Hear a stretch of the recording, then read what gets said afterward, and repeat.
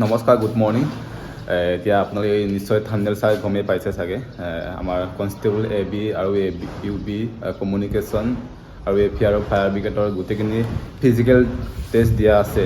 কাৰণে এইখিনি সকলৰ কাৰণে আমাৰ ভাল খবৰ আহিছে। ডক্টৰ হিমন্ত বিশ্ব শৰ্মা, আমাৰ অসমৰ মুখ্যমন্ত্ৰী মাননীয় ডাঙৰীয়াই আমাৰ ডেট ফিক্স কৰিলে, কোনটো তাৰিখে এক্সাম হ'ব, কোনটো তাৰিখে আমাৰ এডমিট ডাউনলোড এভেইলেবল হ'ব, কোনটো তাৰিখে আমাৰ কাটঅফ লিষ্টখন আহিব। এইখন ফাইনেলি আহি পালেই। তো আপোনালোকে নিশ্চয় ভিডিঅ'টো শেষলৈকে চাই লোৱা, তেতিয়া গম পাই যাব। আপোনালোকে নিশ্চয় নিজে শুনি লওক। আমাৰ ডক্টৰ হিমন্ত বিশ্ব শৰ্মা ছাৰে আমাৰ মামাই নিজে ঘোষণা কৰিছে, তো চাই লওক।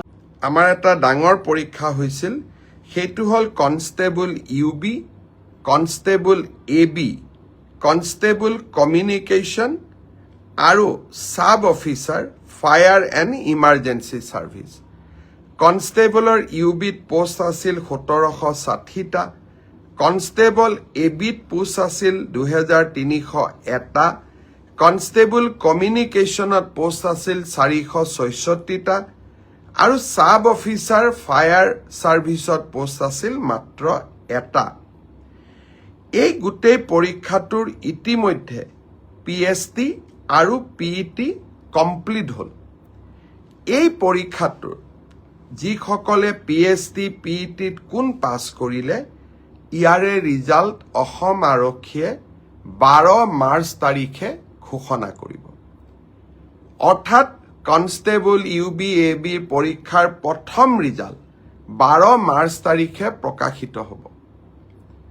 ইয়াৰ পিছত আপোনালোকে নিজেও জানে যে এটা লিখিত পৰীক্ষাত আমি অৱতীৰ্ণ হ'ব লাগিব।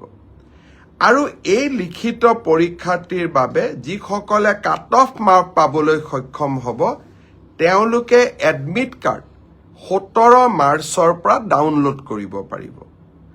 আৰু ফাইনেলি এ বি ইউ বিৰ ৰিটেন টেষ্ট 23 মাৰ্চত অনুষ্ঠিত হ'ব। এতিয়া আপোনালোকে নিশ্চয় শুনিলে, কোনটো তাৰিখে আমাৰ কাট অফ লিষ্টখন দিব, বা কোনটো তাৰিখে আমাৰ এডমিট কাৰ্ডখন ডাউনলোড এভেইলেবল দিব, বা কোনটো তাৰিখে আমাৰ এক্সাম অনুষ্ঠিত হ'ব।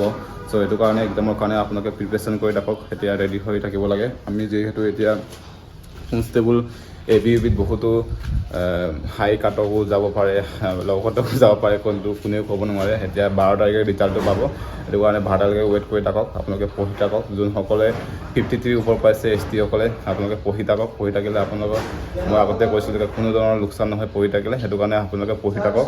যদি ভিডিঅ'টো সিমানেই আছিলে, যদি ভিডিঅ' ভাল লাগে লাইক কমেণ্ট শ্বেয়াৰ কৰি দিব। তো চেনেলটো নতুনকৈ আছিলে ছাবস্ক্ৰাইব কৰি দিব। তো বাই বাই, নেক্সট ভিডিঅ'ত লগ পাম।